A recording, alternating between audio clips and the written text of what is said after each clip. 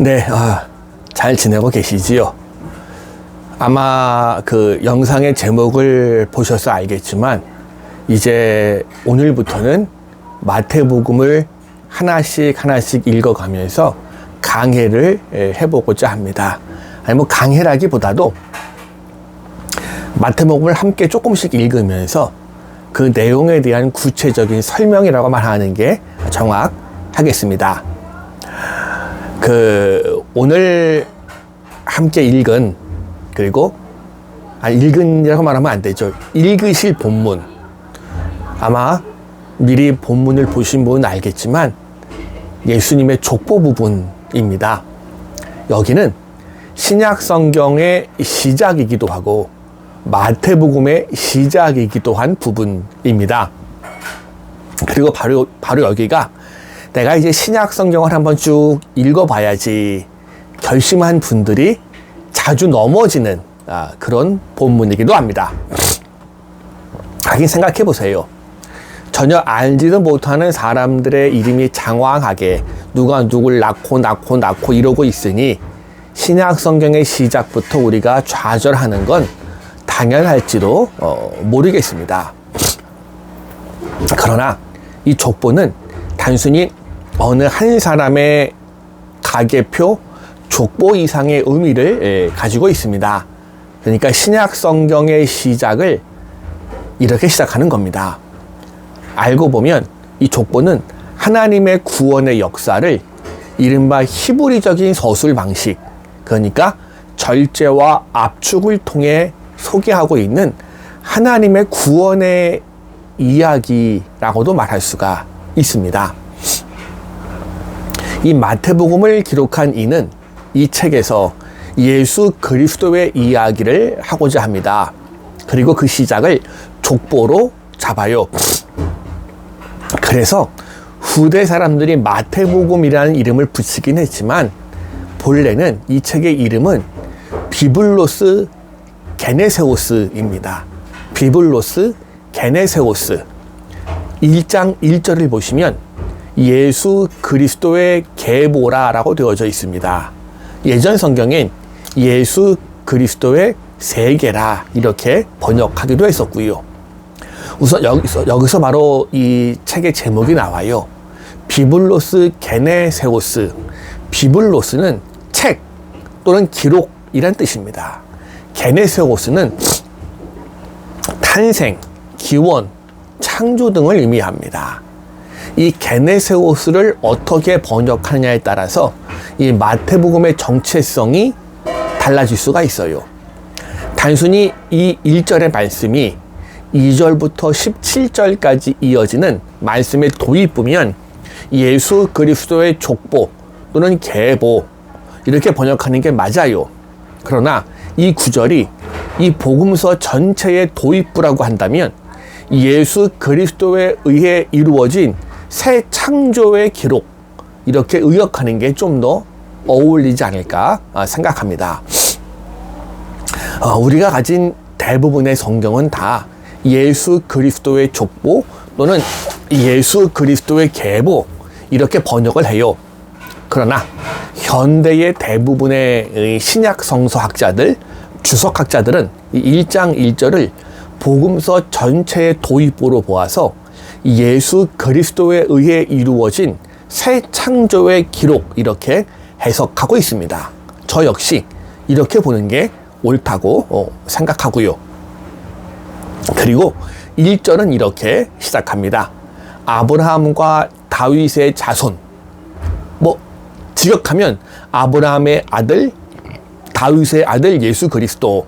맞아요. 그런데 예수님을 소개하면서 그 서두에서 아브라함과 다윗을 언급하는 건 상당히 의미심장한 언급입니다. 아브라함과 다윗은 옛 계약의 백성인 이스라엘의 기둥과 같은 존재들이기 때문에 그렇습니다. 아브라함과 다윗은 특히 아브라함, 하나님과의 언약을 통해서 선민으로 선택된 최초의 조상입니다. 그리고 그를 통한 이 선민의 선택은 그만을 또는 그 민족만을 위한 게 아니라 결국은 만민을 구원하기 위한 하나님의 방법이었습니다. 그리고 다윗은 이스라엘 최고의 왕으로 그게 후손에서 영원한 왕이 나올 것이라는 언약을 받은 사람이에요. 그러니 이 복음서가 예수님을 소개하면서 이 두 사람을 특별히 언급하는 이유도 예수 그리스도가 우선적으로 선민 이스라엘의 이상과 관련되어 있다는 믿음 때문이겠지요. 다시 말하면 예수 그리스도는 아브라함과 다윗에게 주었던 옛 언약을 완성시킬 분, 이런 믿음이 깔려 있습니다. 그리고 가끔 말씀드렸습니다마는 이 마태복음, 유대인 중에서 예수 그리스도를 믿게 된 사람들을 위해 기록한 책이기에 특별히 아브라함과 다윗을 언급하지 않을 방법은 없을 겁니다. 그리고 3절과 5절, 6절을 보시면 다말과 라합과 룻과 우리아의 아내 등 여성들이 등장합니다. 그런데 우리나라 전통적인 족보가 그러하듯이 여성들의 이름은 이스라엘 사람들의 족보에 사실 등장하지를 않습니다. 그래서 구약 성경에 나오는 족보들도 어김없이 이런 관례를 따라요. 그런데 신약 성경 초두에서 그리고 예수님의 족보에서 이 4명의 여성이 언급되고 있다면 그만한 특별한 이유가 있으니까 언급을 하고 있겠지요. 여러 가지 이유가 있겠지만 성경학자들은 보통 이 3가지 정도로 공통점 가지고 정리를 해요. 첫 번째는 이 4명의 여자 모두 죄인이라는 공통점이 있습니다. 창세기 38장을 보시면 이 다말은 시아버지에 대한 복수의 동기를 가지고 연극을 꾸며서 이 시아버지와 동침하고 아이를 낳았습니다. 라합은 여리고 지방의 소문난 창녀였습니다. 그리고 룻의 경우는 어느 정도 반대 의견이 있을 수는 있겠지만 결국 그녀 역시 보아스를 유혹해서 아이를 얻은 거 아닙니까? 또 우리아의 아내 밧세바도 자인은 아니었을지 몰라도 다윗과의 간음을 통해 아이를 낳습니다. 만약 이런 공통점 때문에 이 여성들이 언급된 거라면 그건 아마도 인간의 죄에도 불구하고 하나님의 구원의 역사는 계속되었다는 메시지를 주고 싶었던 거겠지요. 또 이 여성들의 이야기를 통해서 우리는 낮고 천한 자들을 통해 위대한 역사를 이루시는 하나님의 섭리하심을 알게 될 것입니다. 그리고 두 번째 공통점은 이 4여인 모두 이방인이었다는 공통점도 있습니다. 희한하게도 이스라엘 사람들 그렇게 민족의 정통성을 강조하지만 이스라엘의 위대한 왕 다윗의 조상 중에도 이방 여인이 포함되어 있습니다. 다말과 라합은 가나안 사람이었고 롯은 모압 사람이었고 밧세바는 헷 사람이었습니다. 아브라함으로부터 다윗으로부터 예수님까지 이어지는 이 선민의 족보 안에 이방인들이 속해 있습니다. 만약 이런 이유 때문에 이 여성들이 족보에 등장한 거라면 예수님은 아브라함의 자손이지만 이방인들과도 무관한 분이 아니라는 메시지를 보여주고 있는 동시에 예수님 그분은 이제 이스라엘을 넘어서 온 민족의 구원자이심을 마태는 보여주고자 한 것입니다. 세 번째는 4여인 모두 비정상적인 혼인 관계에서 자녀를 낳았다는 공통점이 있습니다. 이 부분이 중요했다면 마태복음 저자는 요셉과 마리아의 또 다른 비정상적인 등남에 대해서 독자들에게 미리 마음의 준비를 시킨 셈이기도 할 것입니다. 제 개인적인 견해는 그리고 많은 성서학자들의 견해도 이 3가지 공통점 가운데 어느 하나만 택하지를 않습니다. 아마도 이 모든 것들이 마태에겐 다 중요하지 않았을까 이렇게 보통 지금은 정리가 되어집니다. 그리고 이 족보의 마지막 17절을 다시 한번 봅니다. 그런즉 모든 대수가 아브라함부터 다윗까지 14대요. 다윗부터 바벨론으로 사로잡혀 갈 때까지 14대요. 바벨론으로 사로잡혀 간 후부터 그리스도까지 14대더라. 14씩 끊고 있지요. 혹시 여기 있는 족보에 나타난 사람들의 숫자를 직접 한번 세워보셨습니까? 저같이 쪼잔하고 의심 많은 사람이 아니면 아마 직접 일일이 세보지는 않을 것 같습니다. 네, 그래요. 저 쪼잔합니다. 아브라함부터 다윗까지 세보니까 14명 맞습니다. 그리고 다윗부터 여고냐까지도 정확하게 14명 맞습니다.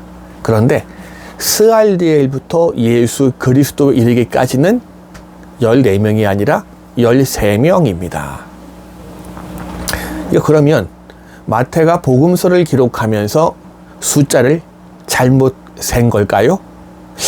사실 정확한 원인은 아직 아무도 모릅니다. 그래도 아니 명색이 성령의 감동으로 성경을 기록하면서 이런 실수를 할 이유는 없어요. 자, 더군다나 이 족보에는 빠진 사람들이 은근히 많습니다. 중요하지 않은 인물은 생략해 가면서 14명씩 맞추어 놓은 거예요. 그렇다면 굳이 스알디엘부터 예수 그리스도에 이르기까지 14대라고 하면서 13명만을 기록했다면 그 이유가 있겠지요. 그래서 보통 가장 큰 지지를 받는 설명 중에 하나는 다윗을 2번 계산했다는 겁니다. 보통은 이스라엘과 관련해서 12지파, 예수님의 12제자, 그리고 12라는 숫자를 강조하지만 여기는 굳이 14라는 숫자를 강조한 이유가 유대인들이 흔히 생각하는 완전수 7의 2배인 동시에 재미있는 건 이 다윗이란 이름의 음가를 합한 수가 14이기 때문입니다. 그리고 또 하나의 설명은 예수와 그리스도를 나누어 설명하기 위함이란 주장도 있습니다. 한 인간으로 30년간의 사적인 인간 예수와 메시아로 활동한 공적 그리스도 3년을 나누어 보기 위해서 일부러 이렇게 기록했다는 것이요. 어쨌든 정확한 원인은 이 외에 자료가 없어서 더 설명하기는 힘이 듭니다만은 마태복음은 이 족보의 구조를 통해서 그리스도의 탄생에 이르는 하나님의 구원 섭리를 보여주고자 했던 것만큼은 틀림이 없습니다. 마태복음의 저자가 하나님의 구원의 역사를 14대씩 셋으로 구분한 데는 일종의 역사 신학이 담겨져 있습니다. 이 구조는 이스라엘 전체의 역사 흐름을 보여줍니다. 하나님이 선민을 통한 만민의 구원의 역사를 시작한 건 아브라함을 택하면서부터예요. 그 이후 다윗에게 이르기까지 선민의 역사는 상승 곡선을 그려갑니다. 그 절정에서 다윗이 영광스러운 나라를 만들어내고요. 그런데 이 다윗 이후 이스라엘 역사는 이번엔 하강 곡선을 그리게 돼요. 남북 왕조의 분열, 갈등, 그리고 시간이 흘러서 북왕국 이스라엘의 멸망, 또 시간이 흘러서 남왕국 유다의 멸망과 바벨론 포로기. 이건 선민으로서는 견딜 수 없는 치욕의 역사. 아브라함부터 다윗까지 상승, 다윗부터 다시 이제 하강해서 나라가 망하고 포로기까지. 이 바벨론 포로기에서 귀환하면서 다시 완만한 상승 곡선을 선민의 역사가 그려가기 시작합니다. 그 두 번째 그리고 결정적인 역사의 순간에 등장하는 게 바로 예수 그리스도가 등장하는 거고요. 그리고 이 역사는 결국 주님 다시 오실 때 완성될 것을 마태는 우리에게 보여줍니다. 본래 족보는 어떤 인물의 자손들을 소개하는데 사용되기 마련입니다. 이건 유대인들도 마찬가지였고요. 그 좋은 예가 창세기 5장 1절입니다. 그 외에도 구약 성경엔 20개가 넘는 족보들이 들어 있습니다. 그리고 그 모두가 한 조상에서 시작해서 번성한 가족 이야기. 그러나 마태복음의 족보는 달라요. 한 조상 아브라함의 이야기가 아니고 한 후손 예수 그리스도의 조상에 대한 이야기이거든요. 예수 그리스도라는 그분이 이 땅에 오기까지 하나님이 이루어 오신 역사의 섭리에 대한 이야기가 마태복음입니다. 그리고 오늘 우리는 이 역사의 섭리 속에 있는 줄로 믿습니다. 우리가 다 알 수 없습니다만은 예수 그리스도 안에서 하나님의 일을 하나씩 하나씩 이루어가는 것이 우리가 할 수 있는 최선의 모습인 줄로 믿습니다. 자, 여기까지 예수님의 족보를 나누어 보았습니다. 다음 시간에 뵙겠습니다. 감사합니다.